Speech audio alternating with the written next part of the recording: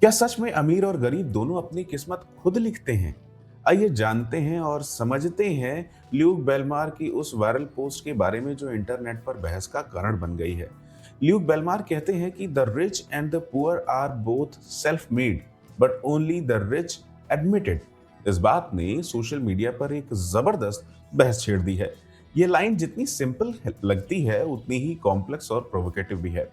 आइए इस मुद्दे को गहराई से समझते हैं। क्या वाकई हम सभी अपनी किस्मत खुद लिखते हैं, या कहीं ना कहीं सिस्टम, प्रिविलेज और एनवायरनमेंट भी बड़ा रोल प्ले करते हैं?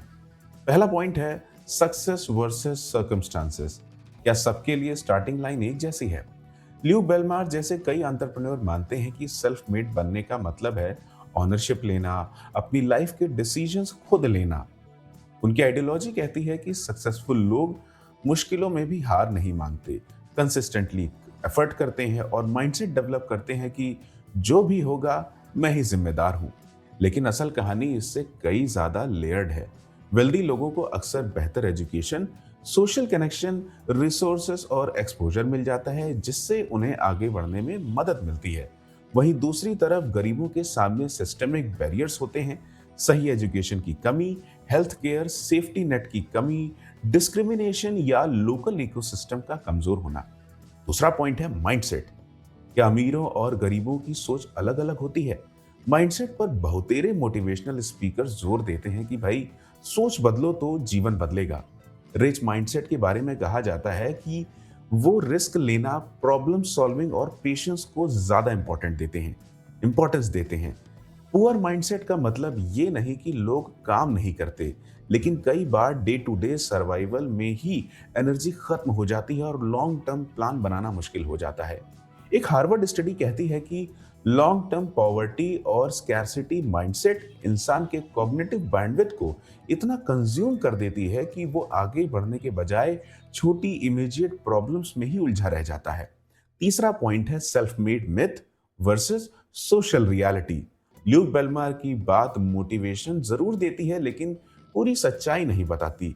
रिच लोग अपनी मेहनत और चॉइसेस पर प्राउड फील करते हैं, लेकिन उनकी सक्सेस में कई बार रोल प्ले करने वाली चीजें होती हैं। उनके पेरेंट्स का सपोर्ट, इनहेरिटेंस, सोशल प्रिविलेज और सही मौके मिलना।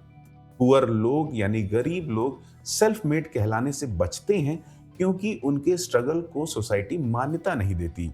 उनकी सक्सेस, उनकी मेहनत बार बार सिस्टम द्वारा इनविजिबल बना दी जाती है। चौथा पॉइंट है रिस्पॉन्सिबिलिटी वर्सेस एम्पैथी। एक रिस्पॉन्सिबल इंसान अपनी चॉइसेस, एक्शंस और एफर्ट्स का क्रेडिट लेता है, लेकिन सोशल एम्पैथी भी उतनी ही जरूरी है। समाज में इनइक्वालिटी और प्रिविलेज को रिकॉग्नाइज करना और सही रिफॉर्म्स, इक्वल अपॉर्चुनिटीज क्रिएट करना ये भी जरूरी है। वरना ऐसी स्टेटमेंट से सिर्फ डिवाइडेड थिंकिंग और गिल्ट पनपती है। पांचवा पॉइंट है क्रिटिकल टेकअवे। ल्यूक बेलमार की लाइन सोचने पर मजबूर करती है कि आप कितने सेल्फ मेड हैं, कितना एनवायरनमेंट ने बनाया है। हमें दोनों पर्सपेक्टिव अपनाने चाहिए। सेल्फ अकाउंटेबिलिटी, अपने ग्रोथ के लिए खुद काम करें। सोशल अवेयरनेस, समाज की भलाई के लिए सिस्टमैटिक बदलाव जरूरी है। अमीर गरीब का सेल्फ मेड डिबेट असल में माइंडसेट, प्रिविलेज और सोसाइटी के स्ट्रक्चर की कहानी है। सक्सेस सिर्फ मेहनत का फल नहीं, बल्कि सिस्टम के टच से भी बनती है। अंत में आपकी जर्नी यूनिक है। मेहनत, सोच और अपॉर्चुनिटी और परिस्थितियों का मिक्स। जरूरी है कि हम अपने प्रिविलेज को पहचानें और साथ ही दूसरों की स्ट्रगल की इज्जत करें। आइए इस वीडियो में क्या क्या मेन इंपॉर्टेंट पॉइंट्स थे उनको समझते हैं। सेल्फ मेड सक्सेस में मेहनत के साथ साथ अपॉर्चुनिटीज और प्रिविलेज का भी बड़ा रोल होता है। अमीरों और गरीबों की सोच, एनवायरनमेंट और रिसोर्सेज बिल्कुल अलग अलग होते हैं। माइंडसेट इंपॉर्टेंट है, लेकिन सिस्टमैटिक बैरियर्स को नजरअंदाज नहीं करना चाहिए। एम्पैथी और अकाउंटेबिलिटी दोनों बैलेंस रखने की जरूरत है। आपका क्या मानना है? Is society is fair for everyone, या अमीर गरीब की अलग अलग दुनिया है? कमेंट्स में शेयर करें। मैं हूं मयंक कुमार। अब मिलूंगा आपसे अगले वीडियो में।